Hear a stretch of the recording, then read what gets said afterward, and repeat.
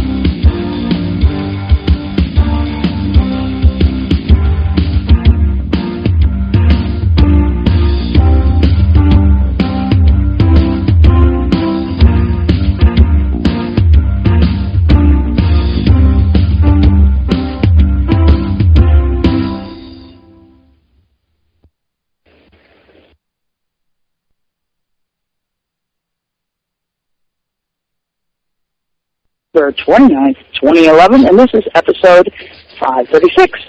The Dawn of Shades tries to bring to the audience the stories that just don't get to make the mainstream news in a way that the big networks would never present them, in the words of real people in real conversations.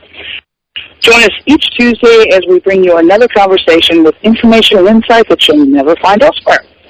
Forget hard-hitting journalism. Listen to people talk the way they really do in a casual conversation about the things that they do. We hit a variety of topics and always consider audience input in our programs, whether it's a series or a single program. You can find out what's going on and who's on when by simply going to our website, www.exogenynetwork.com, and scrolling down the page. You can also find out what is going on with our sister program, The Voice of the People, hosted by Greg Miller. As many of you know, I kind of have a soft spot for him since he's the one I just recently married. It was 1 month ago today, by the way. If you want even more information and more of a connection, you can also find me on Google+, Facebook, Twitter, and also topics. Links to all of that can be found on our website.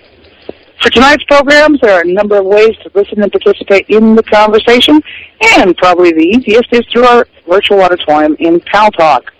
You can find out how to join in there on our website, www.exogenynetwork.com. For those of us who want to avoid downloading anything and just want to listen and occasionally ask a question, you have a number of venues open and you can get more information on the website. Email is then the most direct way to put in a question, and I do monitor my email during the program.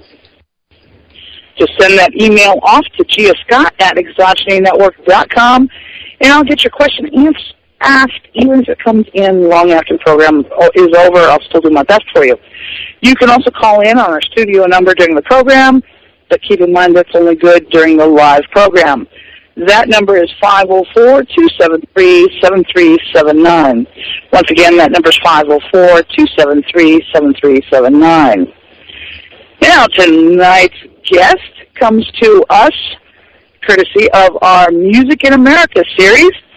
Our guest is Belle, who calls New York home these days, and you can read more about her at www.exogenynetwork.com/Belle, that's spelled BELLE.ASPX.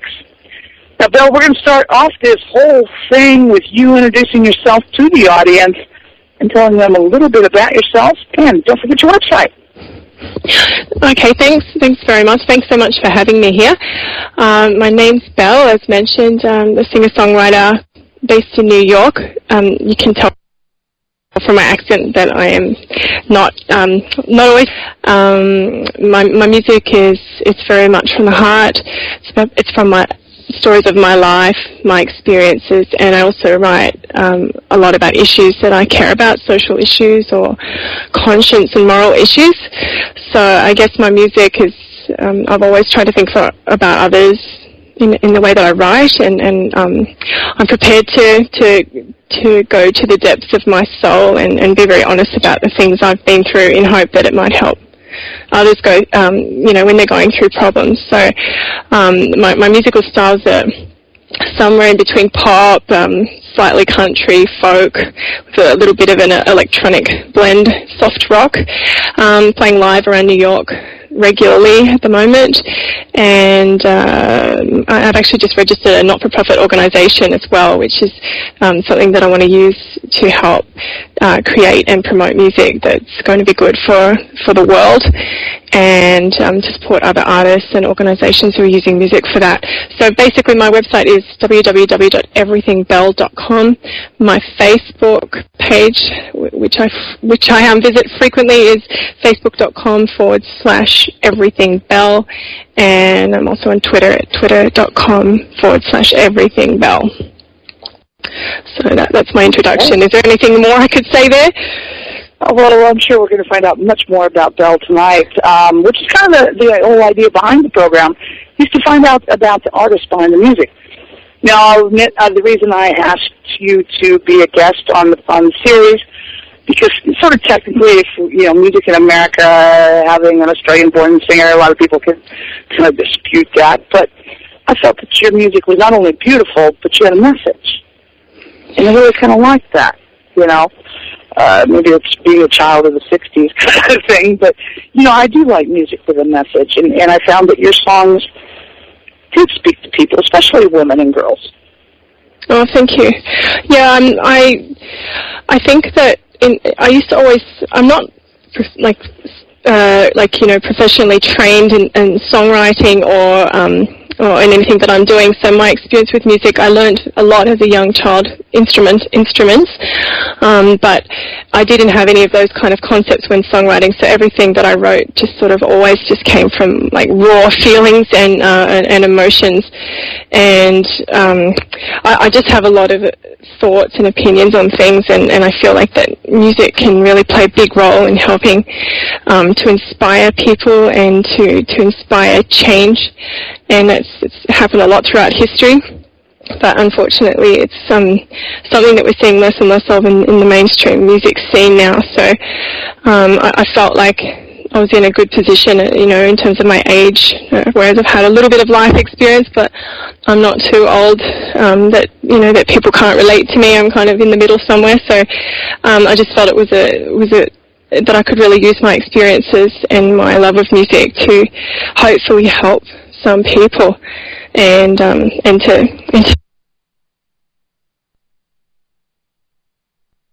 raise some topics of discussion through music. Commentary as well as a battle cry for social change.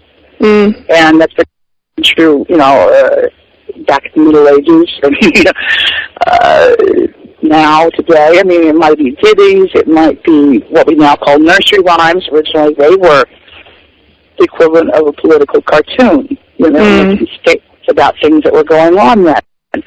We've forgotten the message because the tune, I guess, might have been a little catchy, but, that's been true, is that, we've often seen that, and that I find that both music and humor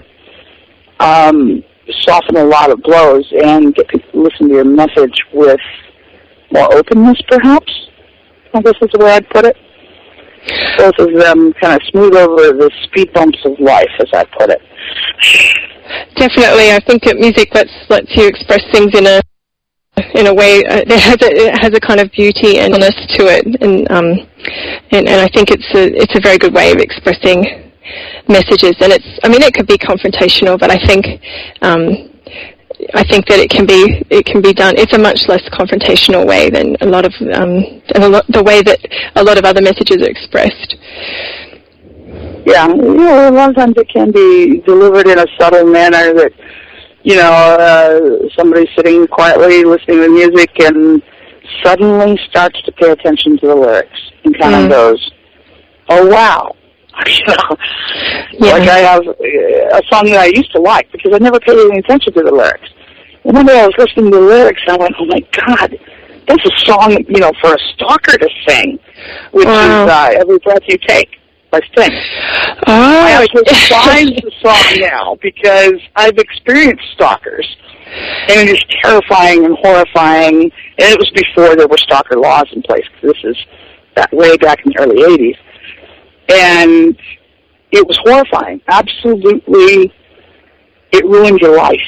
During the entire period it was going on, I didn't dare do anything. My stalker had regular hours and days. Wow. and would rattle my doorknob and knock on the windows. One night, the doorknob fell off because I'm sitting there in the bedroom with a knife. Look off. He didn't want in. He just wanted to scare me. Wow. 6 feet, the most horrifying period of my life. It just completely ruined my life for that. I guess it went on for about a year. And, now I call this song the stalker song, and I no longer can stand it because it really made me think more about what the lyrics are saying. And I just finally paid attention to it, and I went, how horrible. And it's the stalker song now. Wow. Yeah, it's funny actually because I had a list of covers that I put together a while back, and that song was actually on it, and I was trying to review all the lyrics to, I think I shortlisted about 50 of my favorite songs, and when I reviewed all the lyrics to all the songs, I ended up with maybe 5 left with lyrics that I actually felt really comfortable singing. And it's funny enough, one of the songs was that song, and one of the other band members listened to it and just said, the song's kind of creepy. And it was the first time I actually really paid attention to the lyrics as well, and I just thought, yeah, okay, I can see that as well. It's not just kind of creepy, it's incredibly creepy. Yeah. It is really the song that a stalker would sing. Not to say that Sting was ever a stalker or anything, but when you've experienced that kind of alternate reality, because I really just, I don't understand why anybody would act that way. And in my case, it was non-fatal. The stalker, I wasn't the only woman he was stalking. He was stalking someone else, and due to an incident when he was stalking her, he was caught. Now, was he prosecuted? No, but it put an end to my horror and hers. All right. Oh, that's great. And we lived in a small town, and yeah, it was really, really horrific. And people who go through it, that has much more dire consequences. Nothing happened to me other than I spent a lot of nights very, very terrified. Maybe I can blame some of my gray hair on him, Oh, wow. But, outside of that, nothing happened to me. It, as the saying goes, put the fear of God in me. Maybe made me a little bit more careful. Yeah. But I have no idea why he chose me as a victim. I have no idea. I didn't know this person. You don't know. I'm in a small town. I didn't know this person. I had no idea why he would stalk me. But apparently he got his jollies from scaring women with young children. I had a young daughter, and the other woman that he was stalking also, I think she had 2 or 3 young children. And, that was a period of my life that that song really brought back. It was just listening to the lyrics. And then, I now tend to read the lyrics in songs more than I ever did before. And, that's a thing that it really started me doing. Now, I did want to play one of your songs right now at this point, and it's a song called Never Too Late. Mm-hmm. Did you see the video for this song? No, I actually don't have any videos yet. That's going to happen very soon, but hasn't happened yet. Okay, all right. Well, we will get the producer to put on Never Too Late, which I happen to like that particular song. Okay. And hopefully he's paying attention and hasn't drifted off into...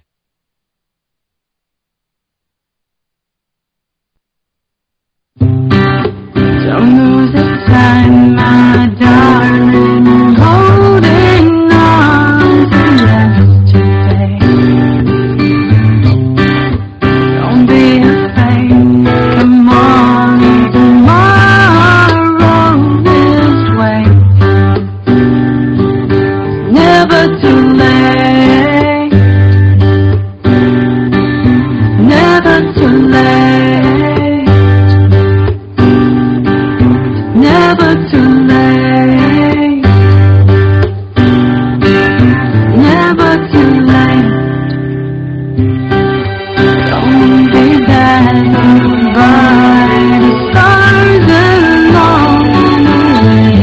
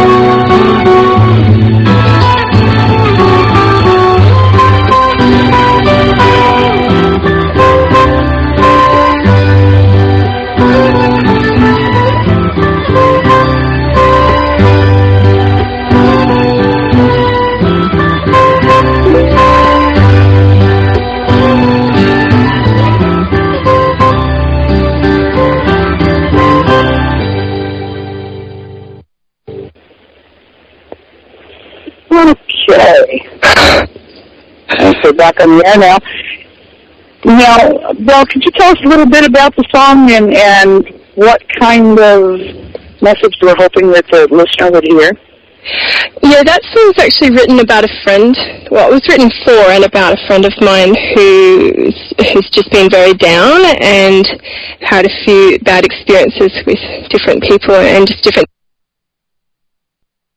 things, and ended up in him kind of retreating into himself. So it was just a message of encouragement and just to try to help, just give hope. And I guess for everyone, it's just that message of like that things happen, we make mistakes, people hurt us, but if we keep on holding on to it, then we can't move forward, and then we can miss out on opportunities that are just waiting for us, like right ahead, and the shadows of the past that just hold us down, and that you can always start over again. Start again. Message. Yeah, it's a case of it is never too late to a degree. Okay, if I wanted to become a mountain climber at my age, it's a little too late. But within reason, and accepting the fact, because sometimes probably the hardest thing for people to do is sometimes to accept their own limitations. Many of us are dealing with aging issues, I get up in the morning and I forget that I'm not 20 anymore. Until you go to move and it's like, whoa, what happened, And you do. You forget that you're much older, that your body has endured decades of use, abuse, injury, and so forth and so on. And you do. And, within those boundaries, though, it is still never too late. We can try many, many new things. We can move on with our life, and we can surmount obstacles we never thought we could. In fact, next week we're going to have on an artist that is probably one of the most encouraging stories I've ever heard. He's a country musician with only one arm, and he plays guitar. Wow. He lost his right arm as a child. And he was told in the beginning when he wanted to play guitar, no, you can't. He's actually pretty good. Wow. I've listened to his music too. And, there's a strong story of encouragement that people can surmount things that they don't think they can. Sometimes it takes the voice of a boy saying, sure, I can do it. Because when we're young, sometimes we do have a lot more optimism, and that's something that our inner child needs to bring out in us all now and again. So out of all the things in the world, what brought you from Australia to New York City? Well, actually, the original reason why I came here was because I wanted to work and learn at a not-for-profit TV station based in New York City, and it's called New Tang Dynasty Television, and basically I came out here and did some training and learned a lot about the production of news and programming, and it was all focused on broadcasting news out of China. Because in China, all the news there is censored by the communist government, so people inside China don't get the true news from outside around the world, and they don't get the true news of what's going on inside China. And the same goes from the other way around, is that people outside China aren't getting the true news about what's going on inside China. So there's just a huge amount of human rights violations, and you name it, everything that's totally crazy and awful is going on there, and it's all at the hand of the government. So my heart that's a cause that's very close to my heart. So I've been doing human rights work for China-related issues since coming here, and then I ended up some opportunities with my work and music, and then it's just all evolved from there. And I'm actually not. I'm not actually doing anything currently with the TV station because it's just there's only so many hours in the day. So that's my original reason. That's a very good original reason, and it's something kind of unexpected. And we're discovering often that musicians often have an unexpected double life, especially in early stages of their career when they have the day job. Yeah. Last week's day job, he's a radiologist and a radiology technician in a hospital. Right. And a variety of jobs are held by people who are also musicians. I've worked with musicians throughout my life in their day job, so yeah. They can have almost any job you can imagine, from waiting on your table in a restaurant or coffee shop to teaching you English in high school, and everything else in the world. Yeah. So they do have a wide variety of jobs. What has been the most challenging thing about becoming a musician in your case? The most challenging thing is overcoming my fears, because for some strange reason, singing was for me the most horrifying thing that I could ever imagine from the time that I can remember anything. So I was scared to sing by myself in the car. I was scared to sing in the shower. If I ever tried to sing seriously, my eyes would fill with tears and I'd just end up crying. So I couldn't sing in front of my family. I couldn't do anything like that with singing. And I always had just such strong self-doubt, self-criticism, or you can just say like the little demons that come into our minds and plant their thoughts that aren't very positive. So I was kind of plagued by that for most of my life. And every now and then I try to write some music, and then I'd end up getting too nervous to do anything with it. So overcoming that was just huge for me. And it's funny because I used to play my music to different friends, and they'd always be like, "Oh, why are you wasting it?" And oh, there's no melody, there's no this or that. And so every time it was just like, it was always a blow. And I used to take it very personally. But as I let go of my own self-doubts, then that response started to change. So I had to get strong in myself to be able to overcome everything. And now everyone I talk to, they're always just giving me such good feedback. So I feel I've made huge breakthroughs in that, and more so with doing the live performances now in front of audiences and everything. I just love it. But it's I always have to overcome things in myself every single time. So that's a great feeling too, though. It's very liberating to be able to free ourselves from our own fears and insecurities and just conquer them. So it's been an awesome journey for me. I can actually relate to that. I'm actually one of the most intensely shy people you can possibly imagine, and considering that I host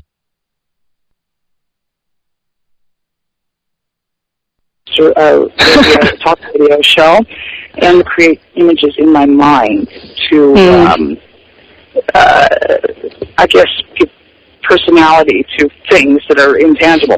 And in my case, fear is this little green, kind of silly-looking monster, and he sits on my shoulder and he whispers in my ear all the time. You actually can visually see it? Oh, yeah. I mean, my imagination has always been kind of wild. Mm-hmm. So I'm a little green monster. He sits on my shoulder and he whispers in my ear. And he's kind of silly-looking, because if he's silly-looking, I don't have to take him serious, right? And, fear can be a tool. It can increase our awareness of what's going on around us. It can keep us on high alert. But if we let it get out of control, it becomes our enemy and keeps us all locked in. And so, yeah, that's my fear. He rides around all the time because I'm afraid of everything. Okay, I'm afraid of talking to a stranger. I do it all the time, but there's a little niggling fear. I can remember, when I was young and I would have to, oh, heaven forbid, do a solo singing. When I was in school, I would just die 1,000 deaths. And this little teeny tiny mouse voice would come out of me. And, same thing when I'd have to give speeches and whatnot. And then I was a stutterer, which made it even worse. Most people don't realize that I, at one time, was a severe stutterer. But I was, and so the agony of getting up in front of people, the stuttering would come out. I was intensely shy. I would turn beet red. So I can really, I don't think a lot of people can relate to your stories of being so dreadfully afraid to share yourself on stage or in front of other people. Because it is. It's one of people's biggest fear. Yeah. Yeah, actually, the thing that helped me the most was just a thought that I had one day, and because I realized that I was very much being limited by these fears, and which I think is a problem, with your fears, because fears are great for survival, like you mentioned, but if the fear is holding you back from your life, then I just feel that's a real shame, because everyone has so many great talents and great attributes that the world would love to see and benefit from. So anyway, one day I was just thinking, what is it that I'm so afraid of? And then I realized I'm just afraid of losing face. I'm afraid of being criticized. And then I just thought, well, it's so important to me to do this, and I feel that it's could be something could help others. So if face is the only thing I have to lose, then I'll lose it over and over again. And so I'm just, I'm prepared to be criticized now, and whatever has to happen, because I know that, that I've got something good to offer to the world, so nothing's going to stop me from offering it, and those who would like to enjoy it, then I'm not going to ever let anything stop me from going out there and sharing it with them. Well, just maybe boost your confidence and whatnot a little bit. Some of the comments from the virtual auditorium have you sounding like early James Taylor. It's not a bad list to be on. How is it? No, not bad. Thanks for letting me know that. So yeah, I think you have a beautiful voice. That was obviously the first thing that attracted me to your music. If you had sounded like fingernails on a chalkboard, obviously, it would have been hard to get the message across to me. Yeah, thank you. Like in my own case, I was told that I could make a very good living as a singer because people would pay to shut me up. So for that reason, we speak instead of sing. Yeah. How did you hear the music? Pardon? How did you find the music? How did I find your music? My Spotify. And yours was the first music I ever played on it. Oh, thank you, Spotify. That was actually how I heard you the first time. Then I had to track you down. That took a little longer to track you down. Well, there's only about 500 million results when you Google Bell, so... That was not a good method. No, I have to admit. Googling Bell was not real productive. It was much easier for me to find Roscoe Bandana than it was to find Bell. And, you've been around a lot longer. You have a record, and Roscoe Bandana doesn't. And that was actually the difference, too. Right. That was probably the most difficult thing in your case was tracking you down. And once I found the music, then we have to find the right Bell. And actually, your record company was the source that I ultimately got it from. Right. So yeah, I'm kind of like a pit bull. You set me onto something, and I'm going to find it sooner or later. Yeah. Oh, thank you. Thanks for not giving up. Thanks for making the effort. Well, you weren't the hardest one to get in touch with. I'll have to admit that. You weren't the hardest. Not by a long shot. It was one thing to track down Roscoe Bandana. It was another to avoid having to get in the van and drive to wherever they were playing to find them. They ranked as the hardest group to get in touch with. Wow. And it's because in that particular case, and they're appearing later in the series, this is a new band that's only been in existence for about a year. They don't have a manager. They don't have a record, at all. No albums, no nothing. So it was a case of not a professional package to find, you might say. Yeah. And so there's a difference at the level of music that you're dealing with. Even the buskers were easier to find. Right. So, they're on your website? Yeah. It's a group called Roscoe Bandana. They were a lot of fun. I'd actually heard them at a festival.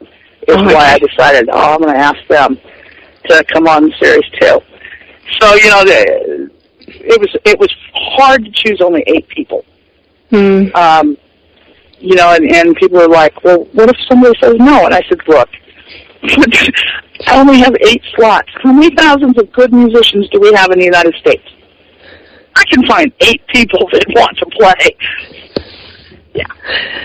So. Wow. Well, that's an amazing story, though. Thank you so much for having me come.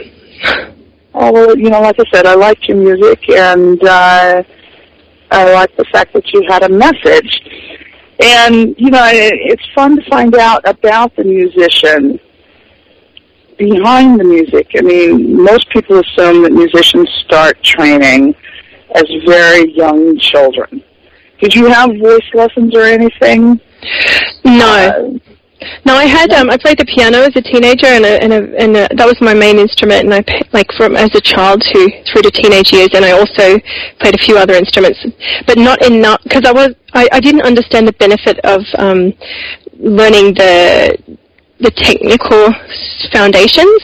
So after a little while, I only wanted to learn pop songs, and I was so, like I mentioned, I was so scared of singing. So at most, all I ever did was sing in choirs, but I never had training. I'm actually going to have some voice lessons now because I'd like to improve my voice, but it's taken me a long time it's doing everything backwards in a way.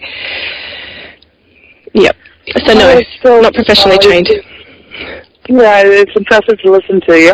I mean, I had 3 or 4 years of voice lessons in school because I sang in a choir that, even though it was very large, it was very competitive. It competed in the state school. They have actual tournaments for school choirs, which may be a little strange, but we did, and we competed all the time. And for some reason, my choir instructor thought it might help, and so I did it. And then I changed schools and discovered, okay, it's one thing to come from a big pond with lots of good singers and you rank at the bottom. And then I moved to a little teeny tiny school who had never had a singer arrive who had been trained at all. So they thought I was really good after our solos. You're fine in the choir. I absolutely would not sing. I mean, I wouldn't sing. There was no way they were going to get me to do a solo. My voice isn't good enough. And, so you didn't do it? You didn't do the solos? No. I was incredibly shy. I would have died. Yeah, it's hard. Especially if you consider I'd had 3 or 4 years of being told you're not good enough for solos. Yeah. You're only good in a group as a support singer. And then, being shy and then adding that on top was no. And so, no, I never did. In fact, my last year of school, I didn't even participate in choir. I gave it up entirely. Went on to do other things, probably far less productive. But that's the way it goes some years, I think. We don't know everything as when we're young. So I've got another question about whether or not you get stage fright, which we already talked about, but do you get stage fright now? Yep. Yeah, every time when it's during a show or when it's finished, I always think, why do I always get afraid before it? But there's always a new challenge, there's a new crowd.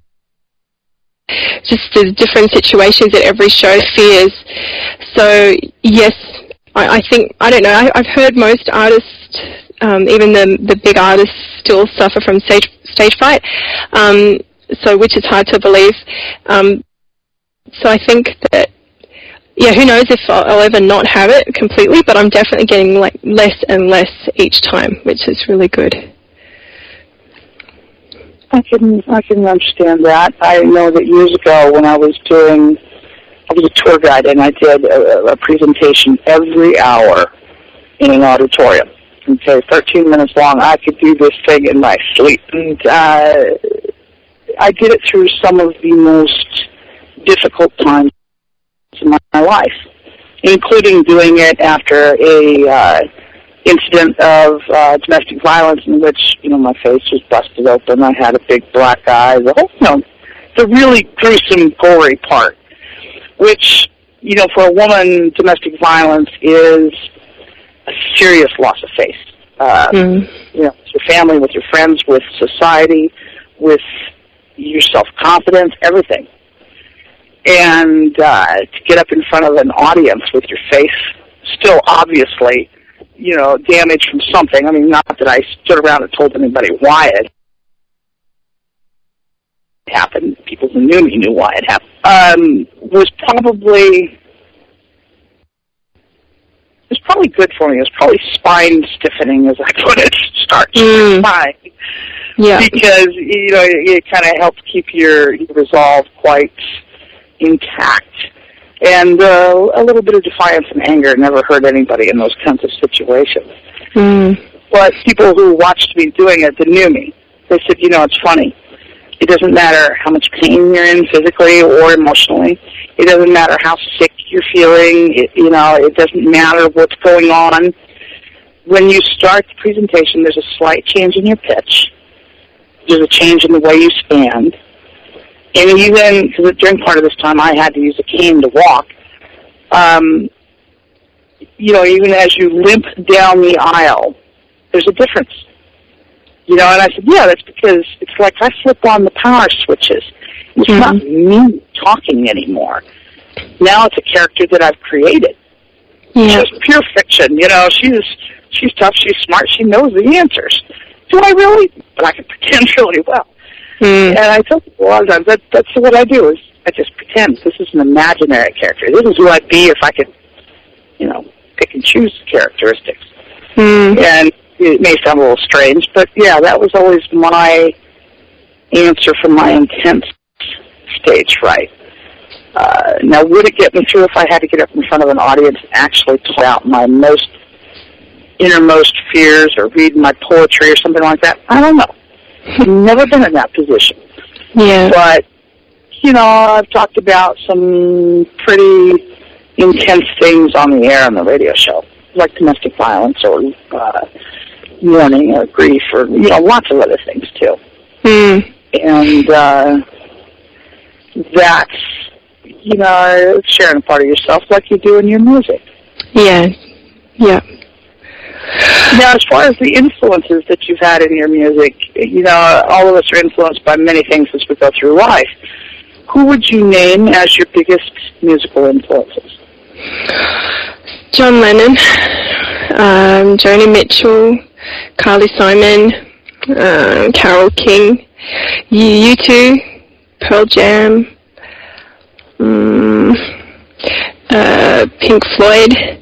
I don't know if they've influenced me, like, as in musically so much, but these artists, everyone would agree, maybe I shouldn't be so absolute, but most people would agree that there's certain artists that they're classics, and their music is sort of timeless, and my feeling on that is that they really gave of themselves through their song, and they sang about topics that are important, or they sang like the truth of their own lives, and they just gave their whole heart and soul to their audience and to the world through their music.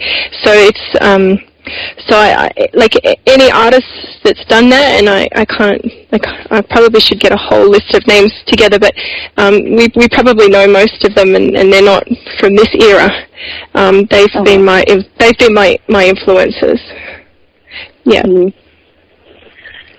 I can understand that they may not influence how a specific song is written so much as in perhaps your musical choices overall. And someone was just talking earlier before the program started that today was tough. Really? Yeah. And it seems to me like time has flown, because it doesn't seem all that long ago that happened. So and yet, it's been a very long time. So it's 8th of December on Wikipedia. So maybe they had their dates wrong. Oh, good date. But yeah, it's 1980. So it's 8th of December 1980. So yeah, it's 30 years now. Yeah, in 1980, I was still quite young and angry. Now, as time has passed, have you seen changes in, you might say, your emotional response to the world around you? You mean over what period of time? Well, most of us, in childhood were one way, in our teen years were another. And we have, emotional eras in our lives. And I know in my case this has been very true. My teen years, I was very angry. And even the first part of my 20s, I was a very angry person. And as time has gone on, you tend to change. Yeah. And at a certain point we all lose our innocence, you might say. Our ability to believe in tomorrow being another sunny day, and so forth and so on. And we do. We have emotional eras in our life, and they aren't the same for everybody. Some people are angry children and happy teens, and so forth and so on. Although I'll admit, teen years tend to be, there's a lot of anger going on, and it's mostly because we need that anger to help kick us into adulthood. Well, in terms of that whole process, I guess, I started my life like most people, still full of hope and very innocent. And the dark period of my life was definitely my teenage years. I was extremely depressed, suicidal. I had a drug abuse, alcohol abuse. I was in a very abusive relationship, and anything that was bad, I did it during those years. So I feel that I sunk to the lowest place that anyone could sink in terms of hurting my family. Just basically creating darkness around myself and in my world. So that was just a terrible, hopeless time in my life. And one of my songs is actually about that. That's One Day He'll See. That was about really suffering through teenage relationships and being pressured into intimacy, which was a very big part of I think that's the moment I lost my innocence, was when we first had a sexual relationship at a very young age, and just lost my family, lost the ability to let my parents love me. I just had so much shame. So that was kind of my undoing. And I think when I was 19, I was in an abusive relationship for 3 years, and during that period of time, I was able to somehow look within. And what I found was that the world around me was falling apart and was becoming really bad because I'd become so bad over that period of time, and I found that I had the ability to change that through changing my own attitude towards things. So I deliberately focused on my thoughts, focused on my behaviors, and I chased up people that I'd been mean to at school and apologized. And I've apologized to every single person that I can that I hurt throughout my teenage years, that I've been able to reconnect with through Facebook and through other channels. So the last 10 years of my life have been, in terms of my overall emotional well-being, it's been very different because of that, because I continued down that path, and then I ended up doing a meditation which is called Falun Gong, and it's totally focused on inner peace and doing good, and you're seeing the results outside from being kind to people, and that really helped me just gave me a way to focus more on these changes that I really wanted to make inside myself. So my life has very much improved, but I'd say my 20s is still a tough decade in my opinion, because it was still a period of time for me of a lot of uncertainty and big wishes for the future and everything, but still kind of with the lingering insecurities left over from the teenage years. So now I'm 30 and I don't have the depression, and I don't have the lingering kind of insecurities and fears. So I just feel like I'm actually very full of hope.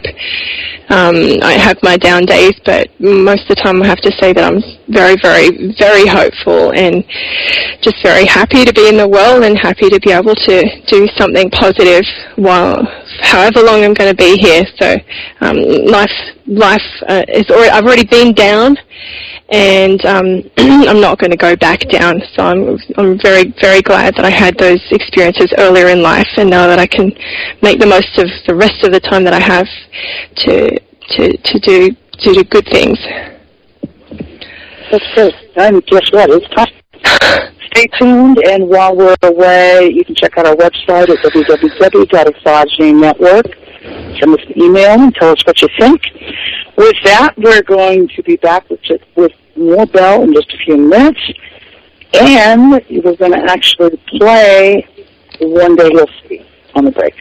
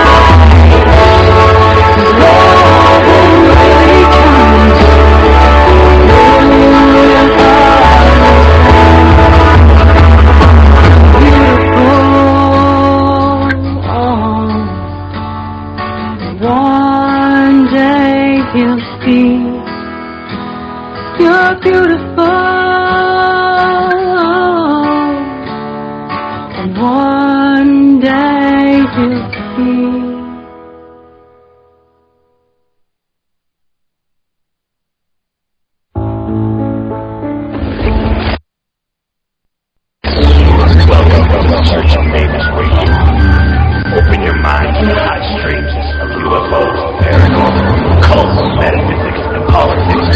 We always march to the apocalypse.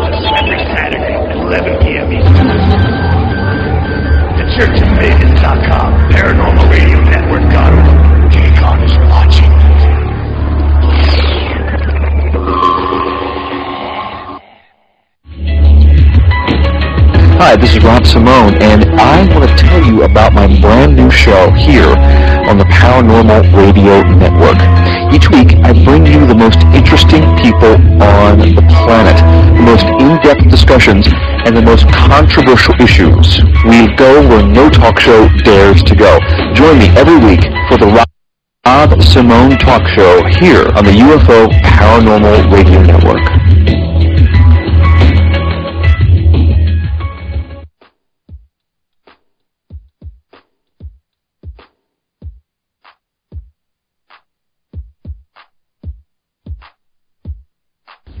Gia Scott's Dawn of Shades is featuring a new series this fall, one that is sure to catch your attention. It runs from November 15th through January 3rd, each Tuesday from 8 to 10 p.m. Eastern, 5 to 7 p.m. Pacific. We're going to start the journey off with Keith Secola, a fresh Native American Rock and Roll Hall of Fame inductee, and the journey will end with Buddy Cage from the New Riders of the Purple Sage.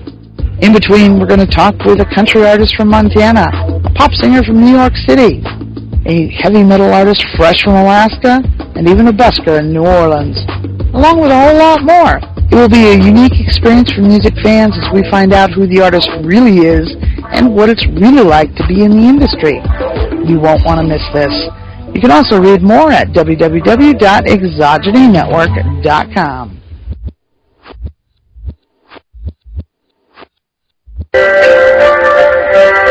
Hi, I'm Psychic Medium Chris George. And I'm Stephanie Benetti. Psychic Medium, are you sure about that, Chris? It's more like Psychic Extra Large. Yeah, real funny, Benetti. But then again, being my girlfriend, you would know. Together. So, Second Sight NYC. Join us each week as we journey into the unknown. Let's cross the threshold of reality together. We take a fun and no-nonsense approach to our show, and we love to interact with our audience. Each week, you can expect a great guest, interesting topics, and strong opinions by myself and Stephanie. As well as rapid readings, psychic dream interpretations, and the gemstone of the week. And don't ask us a question that you don't want an answer to. Give us 2 hours of your time to inform, enlighten, and entertain you. Let the journey begin. Join us.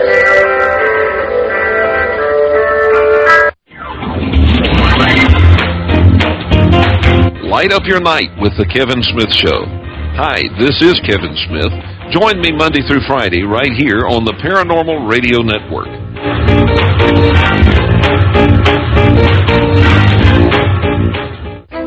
Hello, everyone. Trish Sheridan, host of A Global Focus. Come join us each Friday evening at A Global Focus's new time, 9 to 11 p.m. Eastern.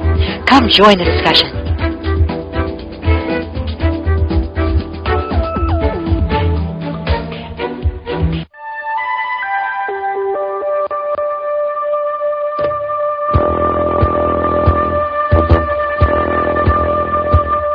Tune in to UFO Undercover, Wednesdays at 8 p.m. Eastern, with your host, Joe Montaldo, right here on the Paranormal Radio Network.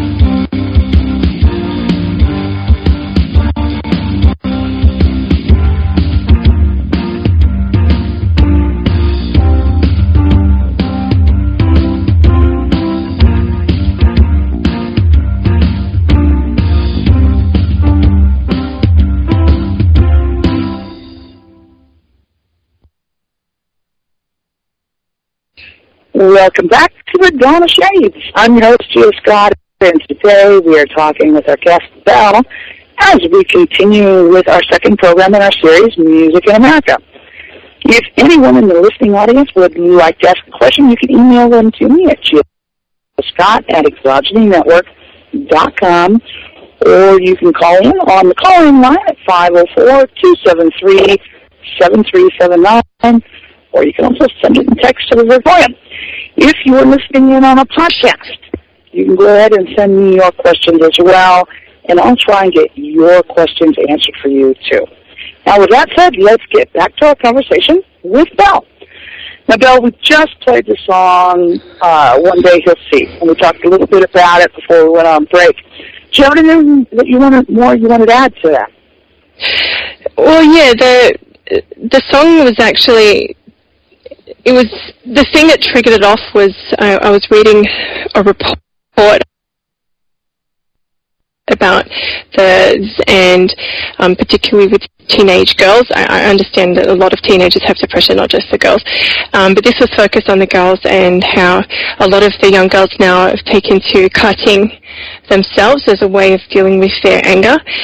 And the explaining that for a lot of them, the reason why is because of pressure on them to have sexual relationships, and a lot of them are not feeling ready and not feeling comfortable to do that, but they're pressured into it because of the media and the entertainment industry, and then there's all the expectations from their peers. So there's this very kind of devastating situation where these teenagers are very, very upset with themselves, and they're hurting themselves, and they don't know how to talk about it with their families, and just don't know what to do. So they end up very depressed, and there's a lot of suicide and self-harm.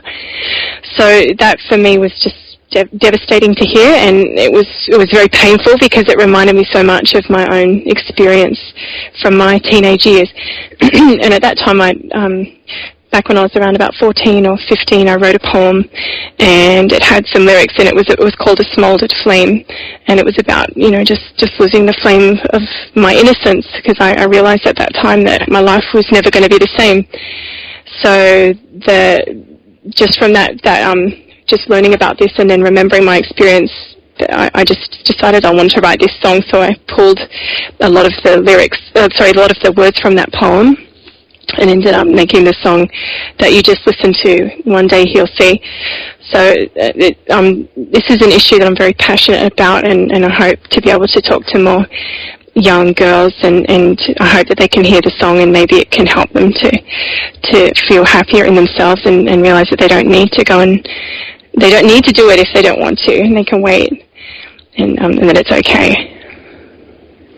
These are issues, a lot of times, when we're young, we tend to think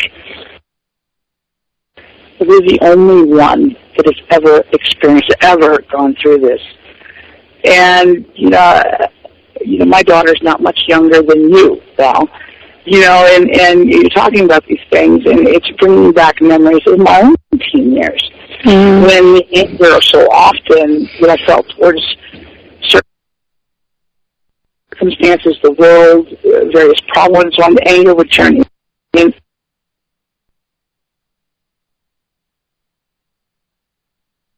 inwards, and especially the cutting, incomprehensible to people who have never felt that kind of anger, or the addiction to the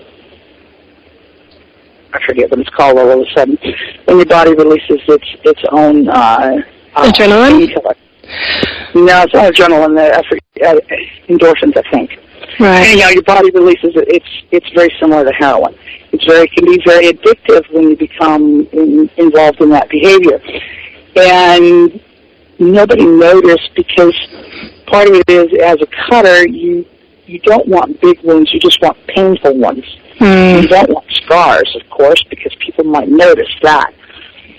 So underneath the long sleeves, I often would have these shallow cuts on my arms. And, it never was noticed when it was going on. And, it was kind of a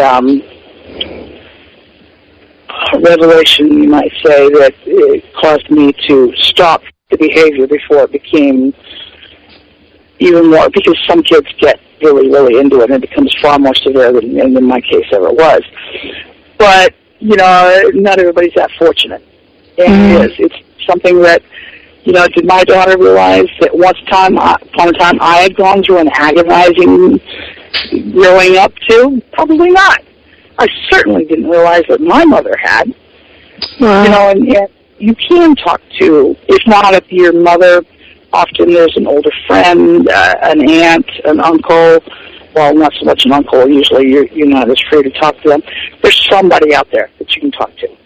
There's somebody that you can feel safe enough to express yourself to. And there's better, more productive ways than turning your anger on yourself. Or anyone else, for that matter. I mean, becoming violent with outsiders is just as bad as being violent to yourself. Yeah. Yeah. I mean, I think I don't know enough about the support systems that are in place here in the U.S., but I hope that there are a lot of people out there, because in my situation, I was too ashamed to talk to my parents for fear of, you know, like I couldn't describe a more awful feeling than, you know, just being loved and cherished by my parents, and then having to go and tell them, you know, what I felt at that time was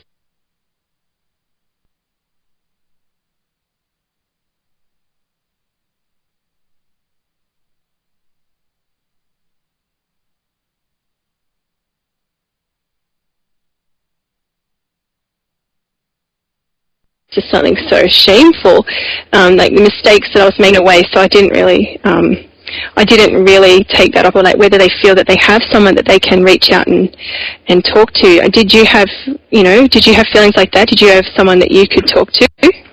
Actually, I saw what should have been a support system falling apart around me. Right. You know, it failed in my case. It wasn't there. It worked in reverse. The guidance counselors, you know, blatantly and obviously failed me. Right. The entire system failed in my case. Right. But that you don't, even when that happens to you, you can rise above it. Yeah. You know, it doesn't have to mean you have to turn the anger on yourself. You can express your anger in art, in music, in physical exertion, and many, many other ways that are far more productive. And, you know, you can rise above it. You really, really can. And we maybe cannot choose the circumstances of our life, especially when we're still minors, but we can choose our responses to it. And learning that you have that choice is an important lesson for everyone. You know, most of the kids that I ran with as a teenager are now dead. Right. They died of crack houses in the 80s. They died of drug addiction and overdoses. They died of violence, you know, usually revolving around drug trade. Yeah. One of those people is left. One. Wow. You know, what was the difference? My life did not stay revolved around drugs. I walked away from all that type of behavior and those type of people. And that was my choice. Any of those others could have done the same choice. Yeah.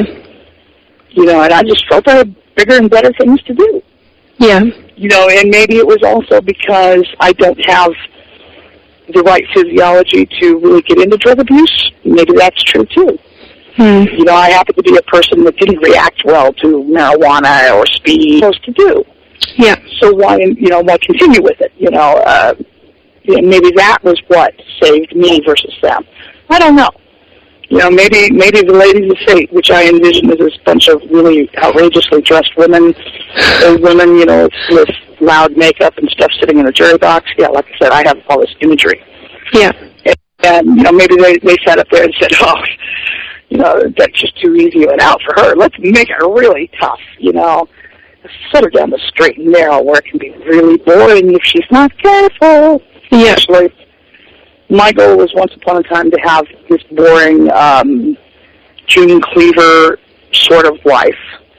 And with picket fence and knowing exactly what you're going to be doing next Tuesday, 10 years from now.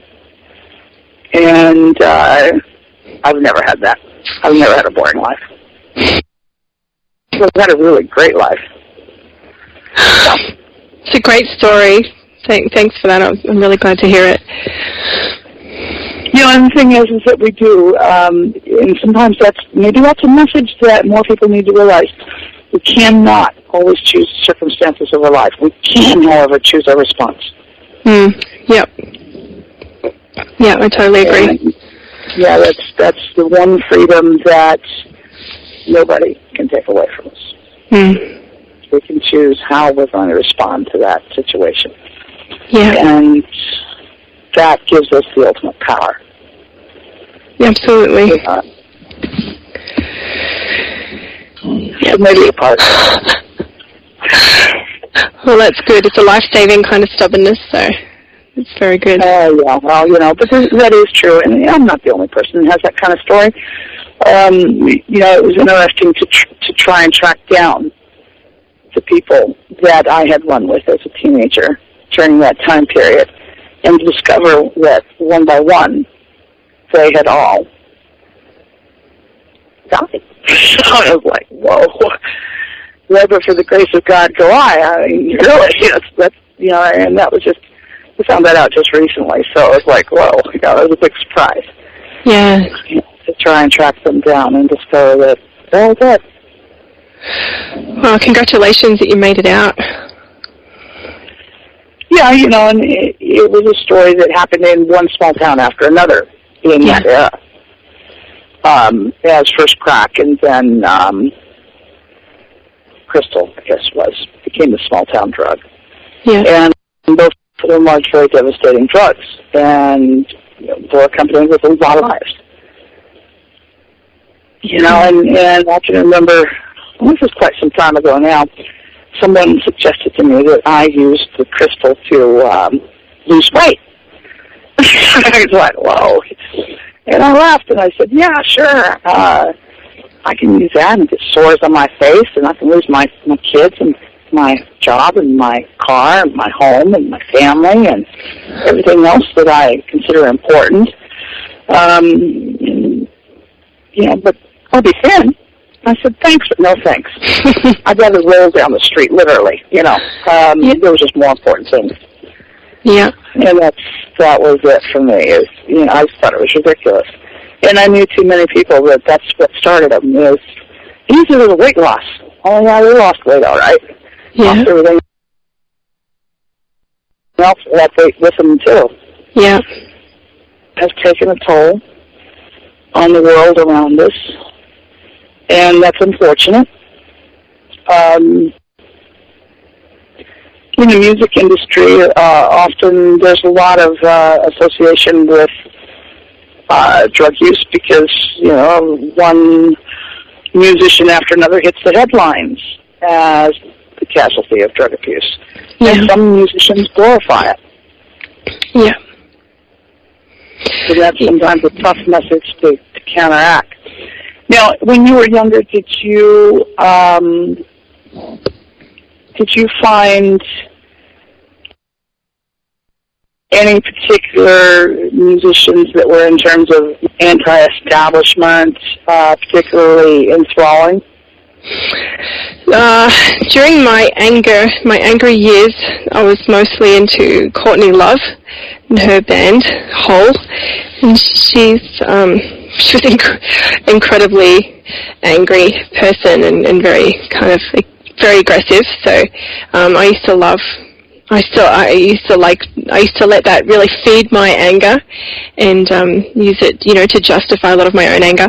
And I was really the two main influences on me musically during that time would have been her and Nirvana. So obviously also fairly angry, and rebelling against a lot of things which now, they rebelled against a lot of superficialities which I respect, but I think, and I really still respect them as musicians, but there's some good things.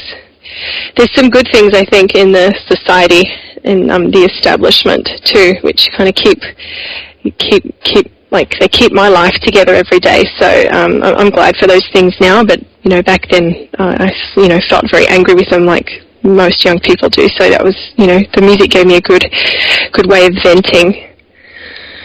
Now, this may be kind of an odd question, but, you know, in terms of these musicians that you listened to that were angry and anti-establishment sorts, what was your parents' response to your choice? My parents, to be honest, looking back on the teenage years, I just remember they were very busy. They were very busy because they had a lot of problems in their own lives, not in their marriage, but in their business. They were going through bankruptcy and everything was collapsing. So I remember most of my teenage years of kind of not really having parents around. And when they were around, they were kind of pretty busy and I was pretty naughty and and so when I was communicating with them, I was usually in trouble. So in terms of my music, I just don't remember them really ever being around it, except for every now and then when we might play it, and they'd be always like, "Oh, can you play something older?" So they'd always want us to play older music, you know, rather than the stuff that we were listening to. As a teenager, I played music that my parents just kind of rolled their eyes. Didn't particularly care for at all. But my dad was more into polkas, not really, you know, playing music. And some of her choices were actually musicians that I had listened to as well. I quit listening to them after you heard the same album played over and over and over and over until you knew exactly what was going to play next, forever and ever and ever. So the tedium of hearing the same thing, because I remember that was mostly my objection, was the same thing over and over. Yeah. But I remember her peers' parents, most of all, having absolute hissy fits over various musicians, particularly Marilyn Manson. I mean, just how they were horrified. And you know, which of course made him all the more attractive to the kids. Yeah. And of course, my daughter came home with one of his albums, and I just said, yeah, you know, he's kind of doing the same thing Alice Cooper did when I was your age. Just don't play it around your brother; he's not old enough for it. You know, and that was the end of it, which kind of took away the mystique. Sort of like my response the day she came home with green hair, because she came into the office, and I looked up at her, and I started to laugh. I was supposed to be angry, but to me it was the silliest thing I'd ever seen. It looked like she had grass on her head instead of hair. Anyhow, you know, I was, I guess, a non-traditional parent, so, you know, but I did. I laughed at that one, and the only restriction on the music was I didn't feel the lyrics are appropriate for a younger brother, and she wanted to play it around him. Outside of that, go ahead. Yeah, so that was just the way I responded to it. And did she stop listening to it over a period of time, or did she still like Marilyn Manson? No, actually, the only thing she liked about it was the fact that she was allowed to have an album and play it as long as her brother wasn't there, and her friends could, you know, come over to her, you know, and listen to it, and she could illustrate the fact that she had a cool mom who let her listen to it. Right. And I figured listening to Marilyn Manson was probably the most innocent thing she could do as a teenager, because believe me, she was doing far worse than that. So, you know, I just, you know, she went through her own angry and rebellious period, and I just didn't regard, as a parent, I figured that I should pick and choose my battles, and he wasn't worth fighting over. Yeah. He wasn't that important. Yeah.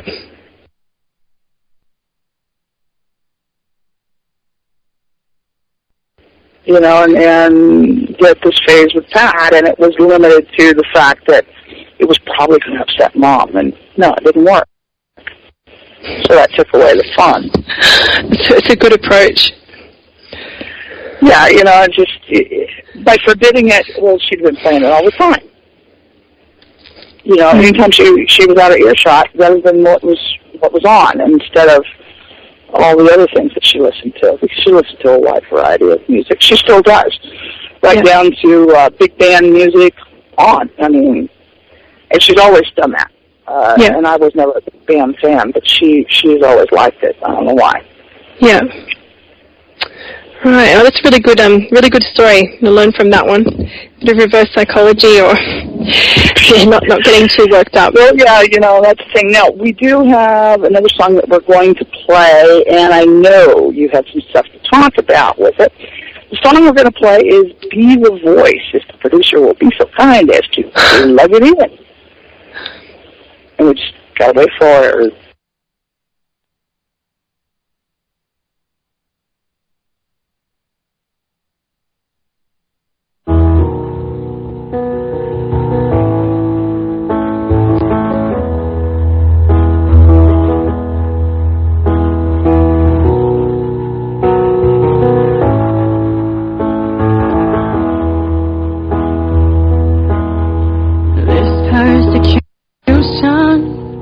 Can't go on.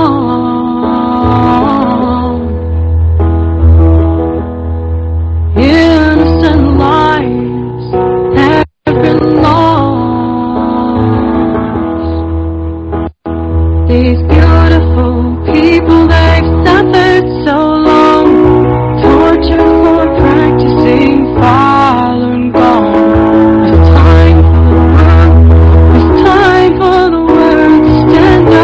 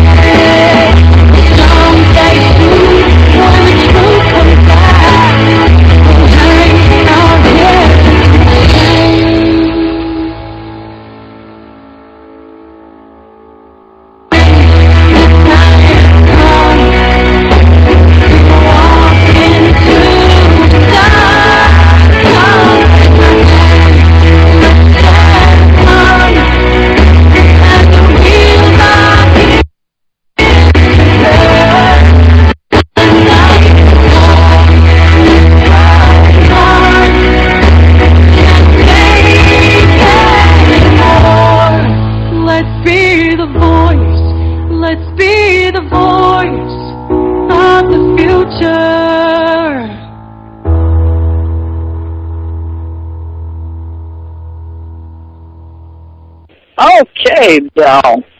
Now, I know that a little bit of the story that you had to go with this particular song. So you want to tell us about it? Yeah, I'd love to. There's sort of two major events that kind of contributed to this song.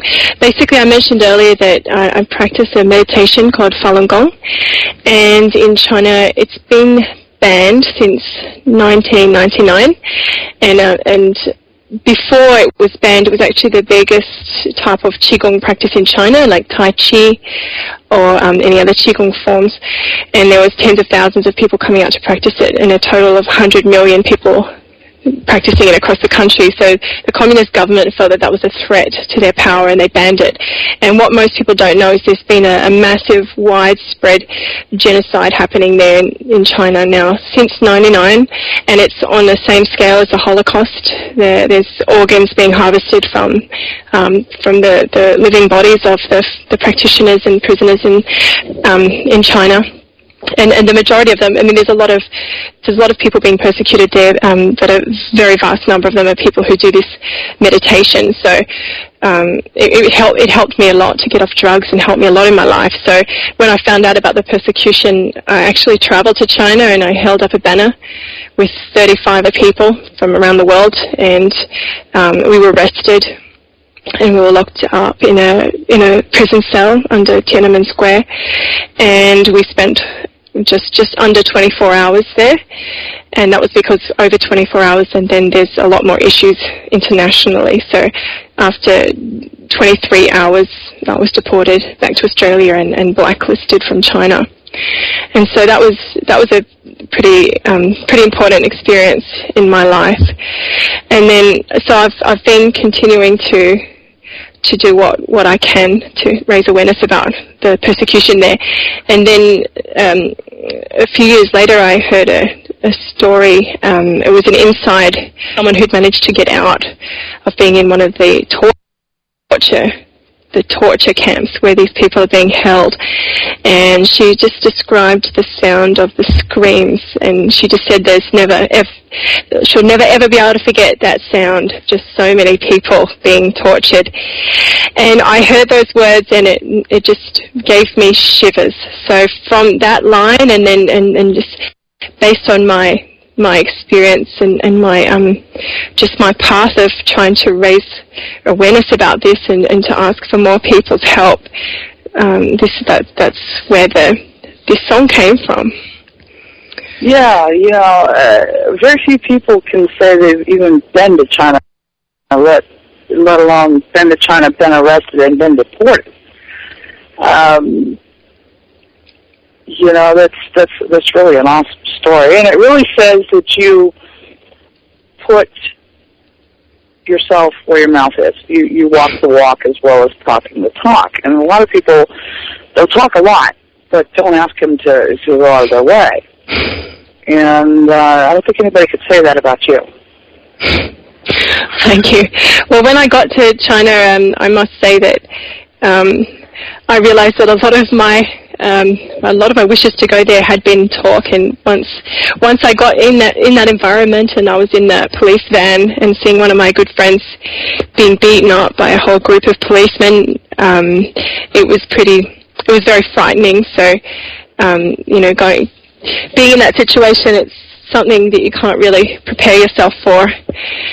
I had no idea of what it would actually be like to be there, but I'm very fortunate that I'm not Chinese, and I was able to get out of there unharmed, and I'm very glad I did it. We got a lot of attention from around the world, and actually I heard another story a few years later, and someone who was imprisoned and managed to he received a gift from a friend outside, and it was wrapped in a newspaper, and the newspaper article actually was an article about our protest on Tiananmen Square, and it had a photo, and this person was just he just described that his hope, and he was able to continue to just face the brutal torture that he was going through in there. And when I heard that, I just had tears, and I was so happy. Like, just one person's story for me was it just made it so worth it, and it was just so great to be able to bring hope to people in China, and because it's when you can't to know that there's people outside trying to help you, I think it's just I'm just so glad that we were able to. Yeah. And a lot of people think that unless they can do something big like what you did, which was go to China, demonstrating in that square, and so forth and so on, a lot of us can't do that for a wide variety of reasons, ranging from money to other obligations and so forth and so on. But we can all do something to make the world a better place. In our own communities, in our own cities, in our own states, in our own country, by things that we do, by the time that we donate. It doesn't always have to be about money, because a lot of people are, financially strapped right now, and I understand that. Sometimes it's about giving a little bit of yourself. And, so for everybody that's out there listening, December is coming up on us. That is the biggest month for donations and volunteering and whatnot in the United States. Consider doing something that is going to have an impact on the world around us. A lot of times you can change the world by planting flowers in your own corner. And I keep telling people that. Someday maybe they'll listen. And, that's an important thing to remember to do, is that sometimes you can change the world by starting by planting flowers on your own corner. Or in your case, singing a song. Yeah. And have you ever had a fan contact you about your music? Yeah, I've had a lot of people contacting me recently, and a lot of people have just been quite stirred by it. But I actually, on the whole, the human rights issue, I actually once had a Facebook message from someone from Hong Kong. It was Hong Kong, and he was just being Chinese and having heard all the other side of the story about what's going on in there and the persecution that's happening that people are facing.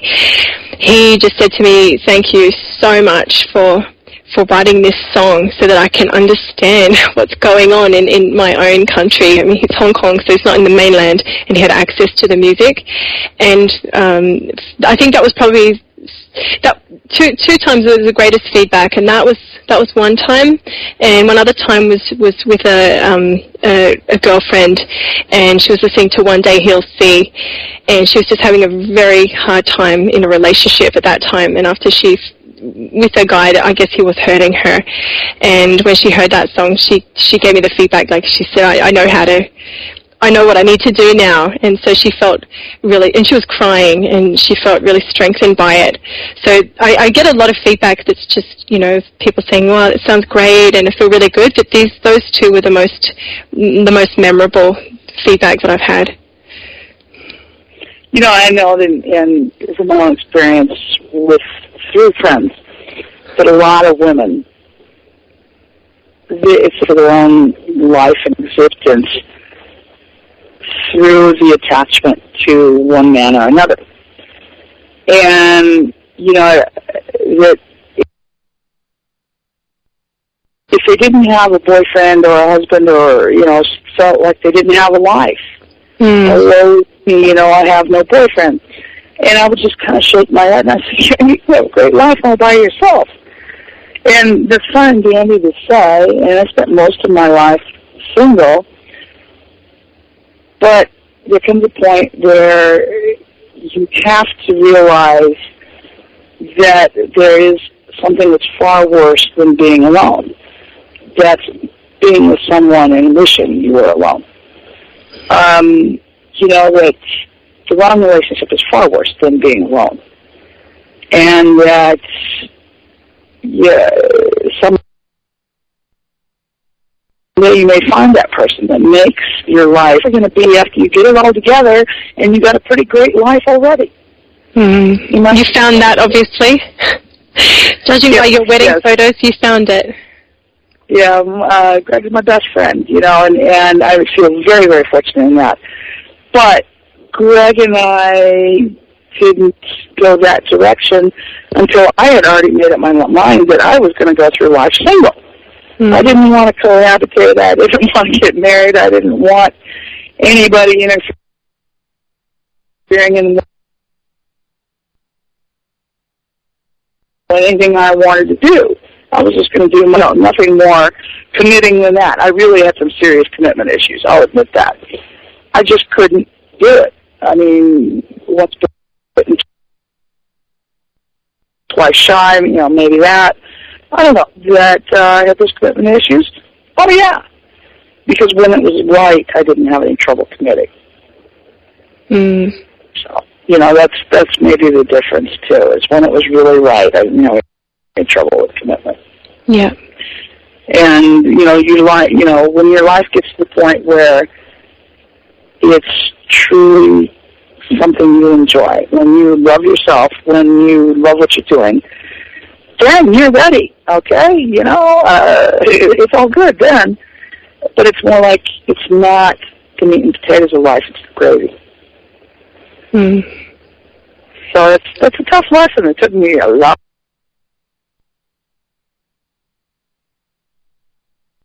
time to learn it, all right? Everyone tells me I was a slow learner on many things, but, that's just the way it goes. Well, it's better late than never. Yeah. Better late than never. And was my life perfect, and has it always been a bed of roses? If you remember, roses have lots of thorns and are prone to fungus and, bugs and all that kind of stuff. Yeah, I had a bed of roses, but, was it easy? No. But sometimes easy isn't best. I've had a really great life so far, and I got a whole lot more things to do. It's a great story. So what are your big plans? You had this album come out. When was it released? It was released on August 16. Okay. And big plans, well, we have actually just registered a not-for-profit organization, and it's called Everything Bell.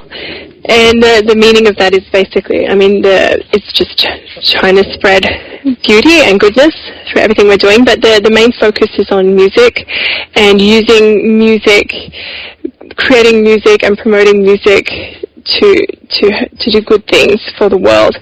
So we want to work with other artists, we want to work with other organizations, and it's all focused around music, just to look at all the different ways that music can be used to inspire goodness and to inspire change for the better. So we're going to be doing a lot more work around that. And I'm a very new artist, so I'm just building up a fan base now. They're getting a lot of listeners in Europe and the UK and worldwide, but that's where there's been the best response so far. So we just have a lot of work to do to be out there talking to more people, playing and doing, running different programs and getting involved with other organizations. So it's going to be really busy. We will be hoping to tour as soon as possible. So we just have to keep on going and just follow this as far as it goes. I remember, this has been several years ago now, so I don't remember the exact numbers, but I remember reading an article that for every music teacher, several, I don't remember exactly the number, police officers in a community could do without. Because music, even in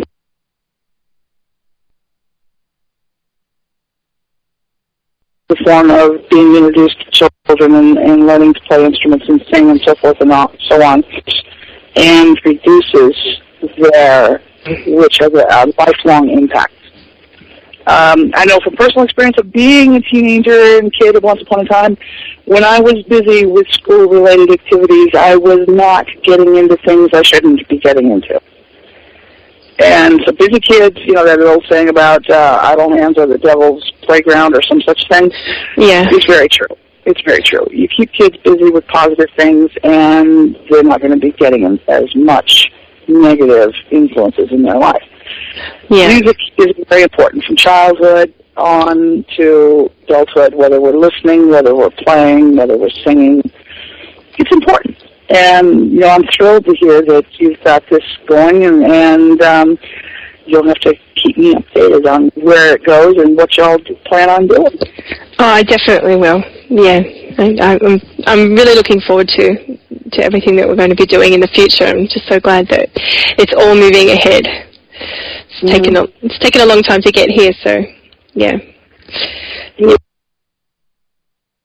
Yeah. So do you have a first project planned yet with the nonprofit? that all together and get our strategic plan and get it all nailed down was a pretty big effort. And we need to first focus on we're still just focusing on the music side because we need to get that stable, because we need to do a lot more just with our own music to get that out to more people. So at the moment we will just use the not-for-profit as a way of going to meet with other organizations, cause-based organizations, and, like youth, organizations dealing with youth issues or environmental issues, and go and be a part of their event, play music to support their event.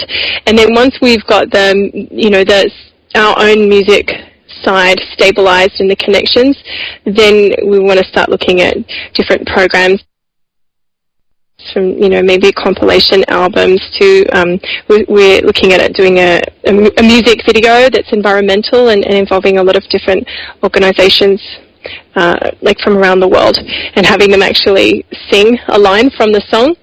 So that will most likely be the first one, but it's a little bit too early to be sure, because we're just at the beginning. And how about a second album? Is that in the works yet? Yes. The environmental song that I just mentioned is going to be on the second album, and I've basically been going through my material from the past and looking at what would be good for another album, and I'm hoping to be able to get some creative space soon to write more. So I've just got I've got a lot of inspiration, I've got a lot of ideas, things I'd like to say, and we'd be aiming to release a second album by late next year or early 2013. It's funny saying 2013 because I was always convinced that there would be nothing after 2012. But yeah, it will be. I'm not saying that I am now, but yeah, I haven't really planned ahead to 2013 before. But yes, I'd like to have another album released within within 1 year to 1.5 years after the first one, which was August this year. Mm-hmm. Yeah, well, I'm looking forward to the second one coming out, and hopefully a lot of people who've listened to your music tonight will be as well.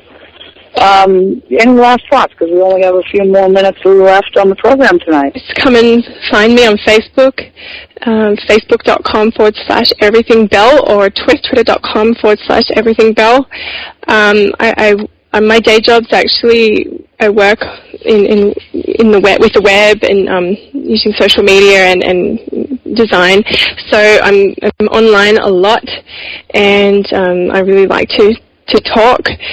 So please connect with me there and stay in touch. And if you like the music and you like the message, then help me spread the word, because it's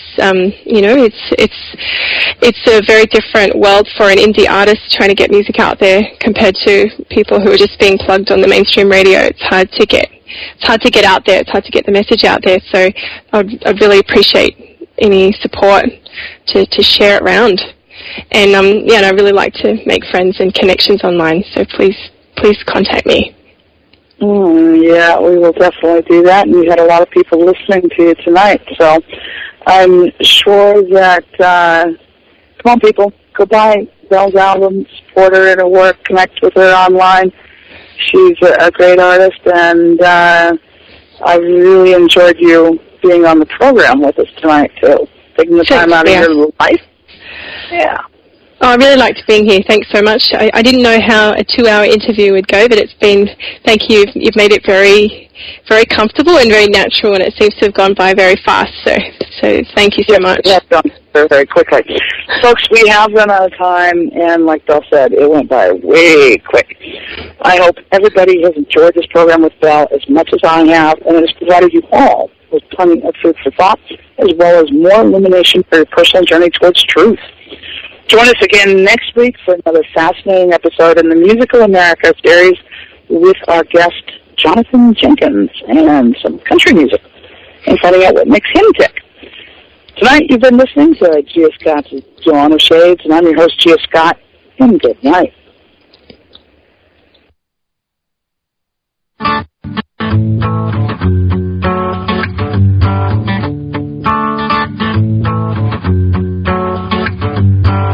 My friend keeps telling me that I should just forget My friends keep asking when I'm gonna get on with it.